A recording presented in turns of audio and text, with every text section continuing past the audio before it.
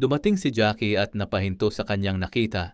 Nanginginig ang kanyang tinig habang tinatanong si Santino kung paano nangyari ang pamamaril. Samantala, desperado nang inuudyukan ni Miguelito ang kanyang mga tauhan na umalis agad. Papalapit na si Tanggol at alam nilang wala ng oras. Walang sinumang humarang kay Tanggol ang nagtagal. Isa-isa niyang tinatapos ang mga sumusubok, pumigil sa kanya, habang si Miguelito ay pilit naghahanap ng paraan upang makaligtas. Sa gitna ng putukan, nasilayan ni Santino si Tanggol. Sa kanyang paningin, si Tanggol ang naging simbolo ng lahat ng sakit at pagkawala. Nagdilim ang kanyang isipan. Galit at lungkot ang sabay na umapaw sa kanyang puso. Walang pag-aalinlangan, sinundan niya si Tanggol.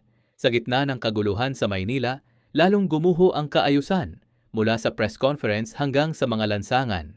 Isang maling paratang ang nagpasiklab ng karahasan, isang bala ang sumira ng isang pamilya, at isang desisyon ang magtatakda ng kapalaran ng lahat.